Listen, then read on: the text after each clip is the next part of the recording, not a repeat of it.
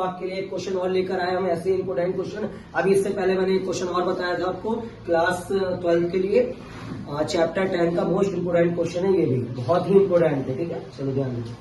देखो, यंग के द्विसलिट प्रयोग में पर्दे के किसी बिंदु पर पहुंचने वाली तरंगों का पथांतर, मैंने आपको बताया पथांतर को किससे शो करते हैं, डेल एक्स से। डेल एक्स की वैल्यू हमें कितनी दे रखी, π/6। इस बिंदु पर तीव्रता आई और अधिकतम तीव्रता I0 का अनुपात ज्ञात करना है। बेटा I का मान और I0 का मतलब इन दोनों का अनुपात ज्ञात करना है हमें। ठीक है, तो हमारा परिणामी तीव्रता का फॉर्मूला क्या होता है बेटा, I बराबर I1 plus I2 plus 2 root में I1 I2 cos फाई। ठीक है, ध्यान देना सब लोग, यहाँ पे व्हाइट बोर्ड पे ध्यान दो भाई। ठीक है, देखो कह रहा है यंग के द्विसलिट पर्दों में यंग के द्विसलिट प्रयोग में पर्दे के किसी बिंदु पर पहुंचने वाली तरंगों का पथांतर, पथांतर को बोलते हैं बेटा डेल एक्स, है ना। तो इसका एक परिणामी तीव्रता का सूत्र होता है I बराबर I1 I2, I बराबर I1 प्लस के I2 प्लस के 2 रूट में I1 I2 cos फाई। इस फॉर्मूले का यूज अभी नीचे करेंगे हम। इससे पहले एक बेटा पथांतर का, ये जो पथांतर की वैल्यू हमें क्वेश्चन में दे रखी है, इसका हम यहाँ पे यूज करेंगे पहले। डेल फाई बराबर 2 upon lambda into del x. बेटा 2 ऐसे रहेगा, डेल एक्स की वैल्यू कितनी है, डेल एक्स का जो मान है हमें दे रखा है पाई अपॉन लैम्डा अपॉन 6। तो लैम्डा से लैम्डा हमने क्या कर दिया, कैंसिल कर दिया, है ना। बेटा कितना बचा, 2 अपॉन 6 बचेगा। यहाँ कितना बचेगा, 2 अपॉन 6, 2 एकम 2, 2 3 6। तो बेटा डेल फाई की वैल्यू हमारे पास कितनी है, π/3 आ गई। हमें क्या निकालना है, डेल फाई की वैल्यू π/3 आ गई। तो बेटा पहले परिणामी तीव्रता निकालनी है, फिर उसके बाद अधिकतम तीव्रता निकालिए। परिणामी तीव्रता का सूत्र मैंने अभी ऊपर बताया था, I बराबर I1 I2 2 रूट में I1 I2 cos फाई। ठीक है, तो देखो बेटा I1 I2 बराबर क्या रखेंगे, I डैश रख देंगे। क्या रखेंगे, I1 I2 बराबर I डैश। तो जहां जहां I1 I2 है वहां क्या रख देंगे, I डैश। ठीक है, देखो यहाँ I1 था, इसकी जगह I डैश, यहाँ I2 था, इसकी जगह में क्या रखेंगे, I डैश। ऐसे अंदर I1 I2 इसकी जगह क्या रखेंगे, I डैश रख देंगे दोनों की जगह। ठीक है बेटा, I डैश में I डैश जोड़ेंगे कितना होगा, 2I डैश हो जाएगा। कितना हो जाएगा, 2I डैश, और ये वाला 2 ऐसे रहेगा। अब हमें क्या करना है, I डैश की I डैश से गुणा करेंगे तो I डैश का स्क्वायर हो जाएगा, और रूट से बाहर करेंगे तो सिंगल I बाहर आ जाएगा, सिंगल I डैश, है ना। और ये बेटा कॉस ऐसे रहेगा। डेल फाई की बेटा फाई का मान हमारे पास कितना आया, π/3 आया। तो फाई की जगह हमने π/3 रख दिया। इस वाले समीकरण में से मान लो समीकरण 1, ठीक है, इसमें हमने π/3 रख दिया फाई की जगह। ठीक है, तो बेटा I डैश कितना हुआ, 2I डैश, और ये 2 ऐसे रहेगा। इन दोनों के हम इसका स्क्वायर करा, और स्क्वायर हमेशा रूट से बाहर आता तो क्या सिंगल नंबर बचता है। तो बेटा I की I से गुणा करेंगे, I स्क्वायर हो जाएगा। स्क्वायर से बाहर क्या आएगा, I बाहर, सिंगल I बाहर आ गया।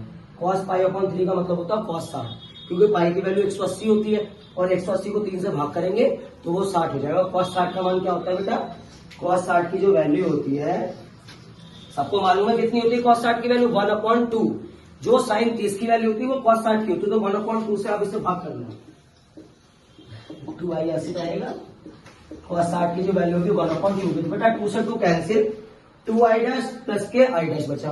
बेटा इन दोनों को जोड़ेंगे कितना होगा, 3I डैश हो जाएगा। अब इसकी क्या निकालनी है, अधिकतम तीव्रता निकालनी है। क्या निकालनी है, इसकी अधिकतम तीव्रता।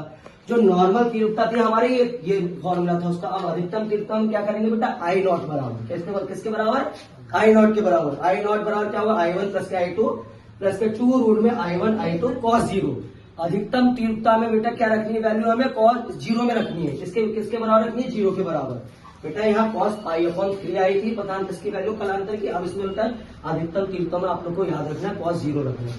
ठीक है, I1 में I1 जोड़ देंगे कितना होगा, 2I डैश हो जाएगा। I डैश प्लस के I डैश कितना होगा, 2I डैश। I0 बस अधिकतम तीव्रता में ध्यान रखना, यहाँ I है और यहाँ I0 हो जाएगा बस। ठीक है, 2I डैश हो गया, और ये वाला 2 ऐसे रहेगा। I स्क्वायर का I मतलब I स्क्वायर को रूट से बाहर निकालेंगे तो क्या बचेगा, नॉर्मल I बचेगा। ठीक है, तो 2I और 2I कितना हो गया, 4I डैश हो जाएगा, है ना। ये I0 की वैल्यू आ गई, और ये जो वैल्यू आई थी किसकी आई थी बेटा, ये I की वैल्यू आई थी हमारी, और ये I0 की वैल्यू आ जाएगी। दोनों का हम क्या निकालेंगे, अनुपात निकालने को क्वेश्चन में कहना है, दोनों का अनुपात निकालना है।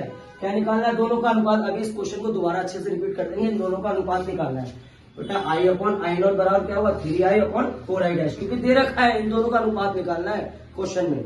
तो I/I0 ऐसे रहेगा। बेटा I डैश से I डैश क्या कर दिया, कैंसिल कर दिया, तो 3/4 बचा। ठीक है, एक बार और इस क्वेश्चन को रिपीट कर लेते हैं। बाकी अगर आपको कोई प्रॉब्लम है तो ऑफलाइन क्लास भी हमारी चलती है, और अच्छे से दोबारा से कंफ्यूजन अपनी दूर कर सकते हैं आप लोग। ठीक है, दोबारा से अभी एक बार रिपीट कर देंगे। यंग के द्विस्लिट प्रयोग में पर्दे के किसी बिंदु पर पहुंचने वाली तरंगों का पथांतर, पथांतर को क्या बोलते हैं? Del x. याद रखना, डेल एक्स की वैल्यू कितनी दे रखी? π/6।